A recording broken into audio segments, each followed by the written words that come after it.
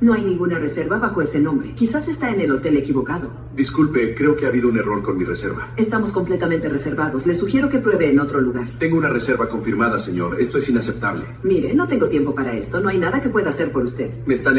Las imagines de segredo del vestibulo lo muestran to do. La voz de una mujer, ten fuerte que resuna, en el suelo de mármol, rompe la refinada, quieta de un hotel de lujo. Debes abandonar esta propiedad inmediatamente. Una pausa. Luego, una voz de hombre, tranquila pero confusa. Soy just. Leg hace 2 horas. No lo creo. Muestren prohibas o la maria la policía. Tengo la ley de mi habitación.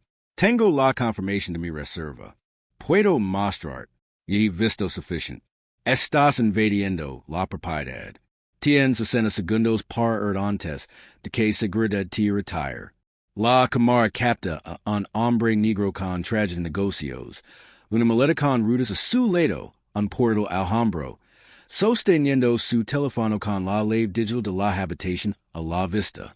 Detrás del mostrador, una gerente con los brazos cruzados, y una expresión de desprecio en el rostro. Los huéspedes del hotel se han detenido a medio camino, observando. Sus teléfonos salen de sus bolsillos. Y lo que ocurre a continuación la costería al Hotel Grandview Plaza $6 million, arruinaría la carrera de una gerente guardiaria. En evidencia, hay una cadena hotelera que ha ignorado las denuncias de discriminación durante 7 años. Diane Patricia Kellerman lavaba 13 años en Grandview Hotels. Y en esos 13 años había recopilado un historial que debería haber suscitado inquietudes inmediatas. 19 quejas. 19. Once de huéspedes negros que denunciaban acoso, negativa de servicio o falsas acusaciones de infracciones de políticas. 4 de huéspedes hispanos que describían trato discriminatorio y escrutinio excesivo. 3 de huéspedes asiáticos que exhiben comportamiento despectivo y comentarios insultantes. 1 de un musulmán al que había confrontado por una oración sospechosa. Cada queja tuvo el mismo resultado. Una reunión con la gerencia regional. Una anotación en su expediente personal y una capacitación obligatoria en hotelería que no logró nada. Esas 19 quejas en 13 años pondrán fin a su carrera. Lucas en el Grandview Hotel $6 million en acuerdos legales y expondrán a una empresa que había ignorado 19 incidentes documentados a lo largo de más de una década. Terence Alexander Hayes, un hombre negro de unos 40 y tantos años, vicepresidente de estrategia corporativa de una empresa tecnológica de la lista Fortune 200 con 15 años de experiencia en liderazgo. Se encontraba en el vestíbulo del hotel donde había reservado una habitación para una conferencia de negocios de 3 días cuando Diane Kellerman lo acusó de alienamiento. No se trataba de ningún delito, ninguna violación, ningún comportamiento sospechoso. Simplemente un ejecutivo exitoso registrándose en un hotel. Antes de continuar, ¿desde dónde nos ves? Si es tu primera vez aquí, suscribid. Historias como estas necesitan ser compartidas. Y tu apoyo nos ayuda a revelar más verdades. Seattle, Washington. En concreto, el Distrito Financiero del Centro, donde las torres de cristal albergan gigantes tecnológicos, y hotels de lujo tienen a ejecutivos con cuentas de gastos corporativos. El Hotel Grandview Plaza ocupaba una esquina privilegiada de la quinta avenida, techo de granito pulido, y ventanales de suelo a techo, con esa atmósfera particular de opulencia discreta. Eran las 18:30 de un miércoles de noviembre. La lluvia se filtraba contra las ventanas. El vestíbulo vibraba con la silenciosa eficiencia de los mostradores de facturación y los corridos de equipage. Se oía jazz suave por altavoces ocultos. Unos cuantos invitados se movían por el espacio con ropa de negocios, dirigiéndose a los ascensores o al centro de conferencias conigua. El tipo de tar tranquilo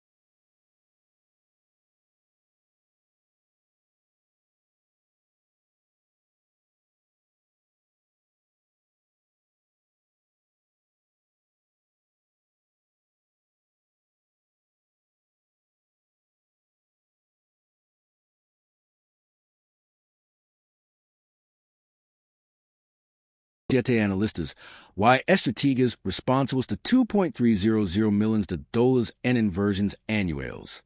Lideró la acquisición de 7 empresas. Reestructuró 3 divisiones de bajo rendimiento, volviéndolas rentables en 18 meses. Había aparecido en Forbes, Fortune y The Wall Street Journal.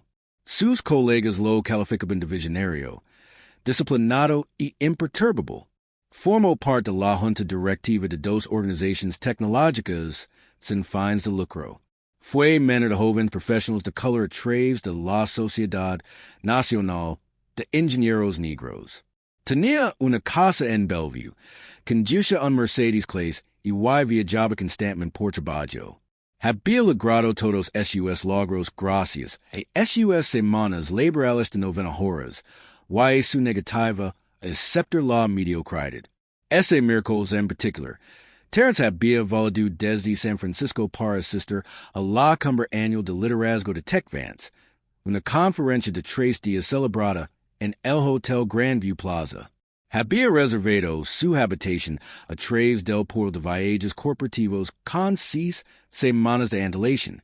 Su empresa pagaba $425 por noche. Se había registrado en línea esa mañana. Cuando llegó a las 16:45, usó la ley digital de su teléfono para acceder a su habitación, dejó su equipage. Ese cambió la ropa de viaje por un traje Hugo Boss color carbon y bajó las escaleras para asistir a la recepción inaugural en el Salón de Baile. Diane Patricia Kellerman tenía 56 años. Había trabajado en hostelería durante 32 años, los últimos 13 en Grandview Hotels. Empezó como recepcionista, ascendió a supervisor de turno, luego a subgerente y finalmente gerente de recepción en el Hotel Insignia de Seattle. Sus supervisors la describían como detalista, pero a veces inflexible con los speeds. Sus evaluaciones de desempeño indicaban constantemente que podría mejorar su enfoque en los desafíos de la atención al cliente. Pero dirigía un negocio riguroso. En su turno rara vez se producían errores de facturación. Su personal seguía los protocolos. Cumplía los objetivos de ocupación. Y así ese cuento. Esas 19 quejas se habían acumulado lenta pero constantemente. La primera llegó 3 años después de su incorporación. Un empresario negro denunció que Kellerman le había exigido una identificación adicional, además de su tarjeta de crédito y su carnet de conducir, alegando que su reserva no parecía correcta. La reserva era legítima. Se había allegado ali varias veces. Se presentó una queja. Se le asignó una formación en atención al cliente. La segunda queja llegó 8 meses después.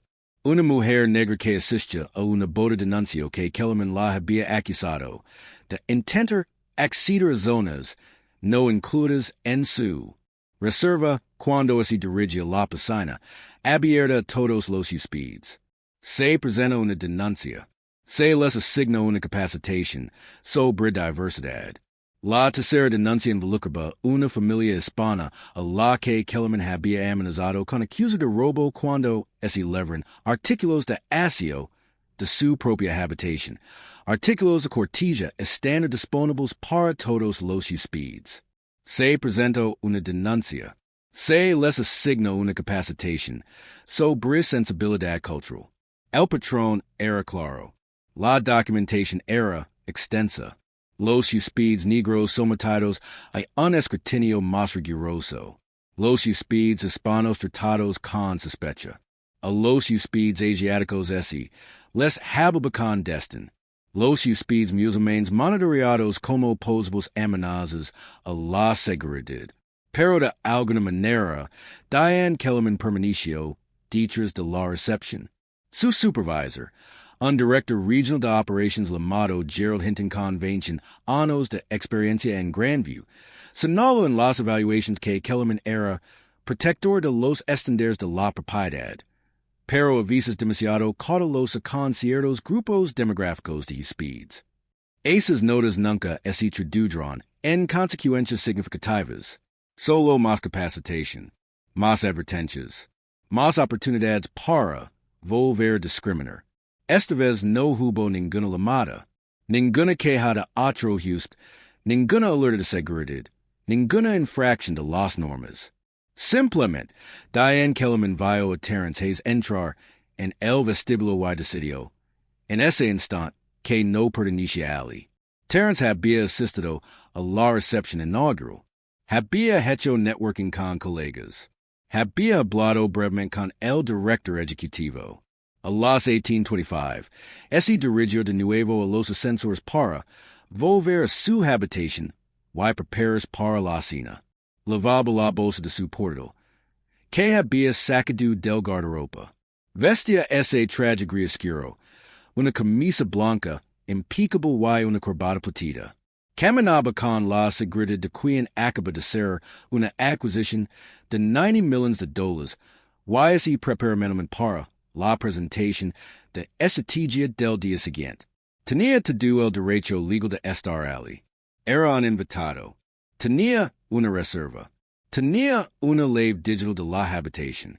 Pero Diane Kellerman, de pie cerca del mostrador de consejería revisando la documentación, vio algo diferente. Ella lo interceptó cerca de los ascensores. Su voz era cortante y autoritaria.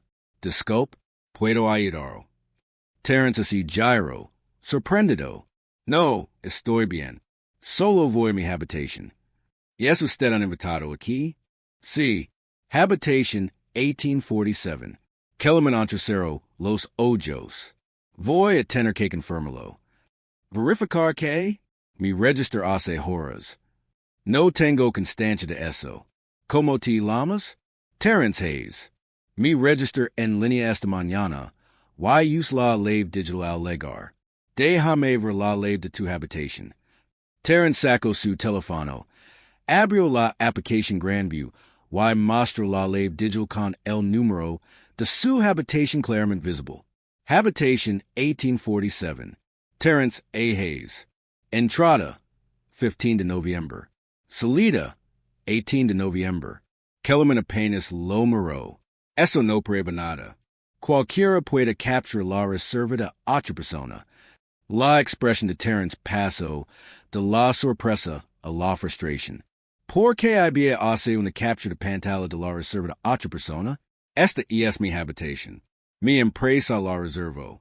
Levo aquí 2 horas. Voy a necesitar ver una identificación adicional.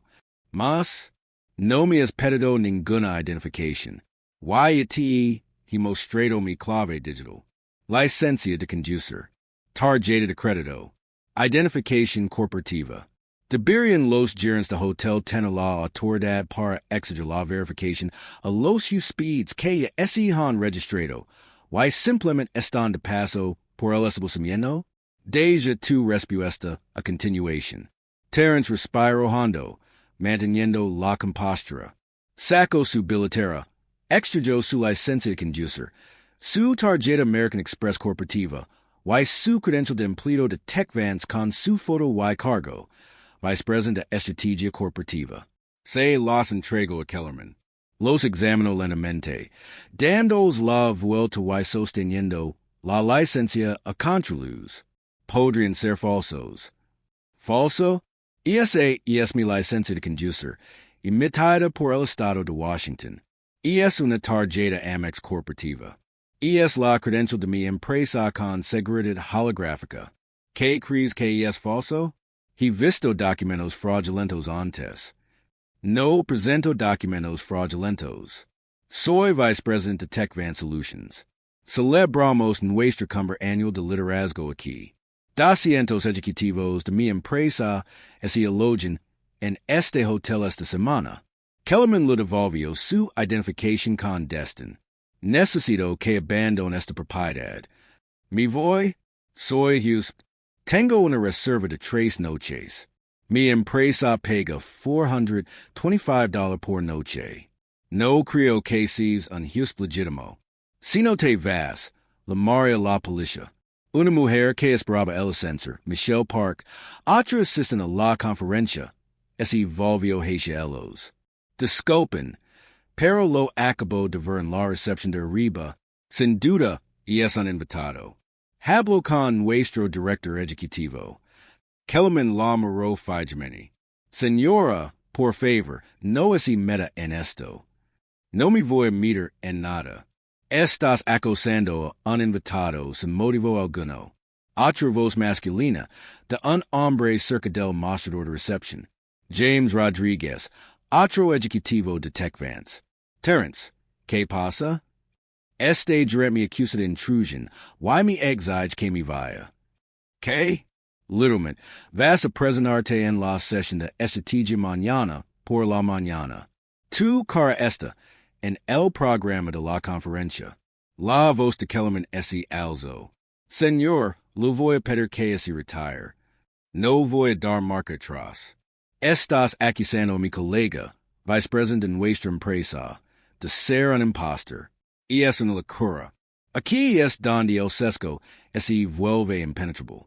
Aquí es donde el prejuicio, disfrazado de seguridad y política, se impone la realidad misma. Terence estaba ali de pie, con un traje de $1,200, sosteniendo una tarjeta Amex corporativa, mostrando la ley digital de su habitación, mientras dos colegas confirmaban su identidad y cargo. Y nada de eso importa porque Diane Kellerman había decidido que un hombre negro en el vestíbulo de su hotel no podía ser un juez legítimo. Gerald Hinton, director regional de operations, salió de la trastienda, había oído el alboroto. Se acercó rápidamente, con una expresión que pasaba de la preocupación al reconocimiento. Sabía de las quejas de Kellerman. Había impartido personalmente tres seasons de capacitación sobre diversidad. Diane, ¿qué está pasando aquí? Este individuo se niega a abandonar la propiedad después de haber determinado que no es un juez legítimo. ¿No es legítimo? Diane, soy el señor Hayes. Y es de la conferencia de TechVance. Y es nuestro grupo más grande esta semana. ¿Qué haces? Estaba verificando. ¿Verificar qué? Tiene su clave digital. Tiene identificación. Sus colegas confirman que es vicepresidente y presenta en la conferencia mañana. Hinton se volvió hacia Terence, con el rostro enrojecido por la ira apenas contenida. Señor Hayes, le pido disculpas. Esto es completamente inaceptable. El rostro de Kellerman palideció. Estaba siguiendo los protocolos de seguridad. En mi oficina, ahora mismo, la voz de Hinton era tranquila, pero con un deje de furia. Volvió a mirar a Terence. Su habitación, su estancia, todo está incluido. La empresa se pondrá en contacto personalmente. Lo siento mucho. Terence asintió lentamente, con la mandíbula apretada. Temblaba ligeramente, una mezcla de adrenalina y humillación. Michelle Parker se acercó. Lo grave to do. Si lo necesitas, te lo envío. Gracias. Te lo agradecería. La historia se estaba difundiendo. En 6 horas, el video de Michelle Parker se había subido a Twitter, LinkedIn y TikTok. Lo subtituló. Vi como acusaron a un vicepresidente negro de alineamiento en un hotel donde su empresa organiza una conferencia de $2 million. Hotels Grandview a ellos les contrataron. Había sido competido 85,000 visas por la mañana. Los medios nacionales lo retomaron a la tarde siguiente. El viernes era tendencia en todas las plataformas. Deberían los gerentes de hotelería ser despedidos inmediatamente tras documentarse acoso a huéspedes por discriminación racial? Deja tu respuesta. Los titulares se multiplicarán rápidamente. Ejecutivo tecnológico acusado de alineamiento de morada en hotel donde su empresa organiza una conferencia en CNN. Gerente del Hotel Grandview exige la salida de vicepresidente negro a pesar de tener una reserva válida y la confirmación a un colega en NBC. Video muestra gerente hotel negando secretar las credenciales de ejecutivo negro en ABC. Hospitalidad siendo negro. La humiliación de vicepresidente se vuelve viral en la ruta. Grandview Hotel's emissió uncomunicado en 24 horas. Tenemos conocimiento de un incidente en nuestro hotel de Seattle que involucró a un valioso host. Este comportamiento no refleja nuestros valores ni estándares. El empleado en cuestión ha sido despedido con efecto inmediato. Estamos realizando una revisión exhaustiva de nuestras políticas y capacitación. Pero el daño fue catastrófico. El video tuvo millones de visualizations. Los detalles fueron contundentes. Y la prisión fue inmediata. La Asociación Nacional de Propietarios, operadores y desarrolladores de hoteles afroamericanos emitió un comunicado condenando el incidente y calificándolo de ejemplo de discriminación sistémica en el sector hotelero. La NAACP exigió una investigación federal sobre las prácticas de Grandview. TechVan Solutions, la empresa para la que trabajaba Terrence, emitió un comunicado contundente anunciando la cancelación de todos los contratos futuros con Grandview Hotels a la espera de una auditoría externa sobre derechos civiles. Esto representaba $8 millones en ingresos anuales. El Consejo de Liderazgo Ejecutivo Afroamericano compartió la historia, señalándola como evidencia de la discriminación que enfrentan los profesionales afroamericanos, independientemente de sus logros. La verdadera pregunta es, ¿qué cambia ahora? ¿Acaso las empresas hoteleras finalmente despedan a sus gerentes tras 3 denuncias por discriminación en lugar de 19? ¿Afrontan los supervisors finalmente consecuencias reales por proteger a los empleados discriminatorios? ¿Reconocimos finalmente que la capacitación sin rendición de cuentas es teatro, no reforma? ¿Construimos finalmente sistemas que protegen a los huéspedes en lugar de proteger a los gerentes que discriminan? ¿Por qué si no arreglamos los sistemas que mantienen a Diane Kellerman Dietrich de ese escritorio durante 13 años a pesar de 19 quejas? Si no abordamos la cultura que trataba la capacitación como un sustituto del despido, entonces solo estaremos esperando al próximo gerente hotel, al próximo lobby de lujo, al próximo ejecutivo exitoso, al próximo video viral. Conveniente si cree que esto debería ser ley.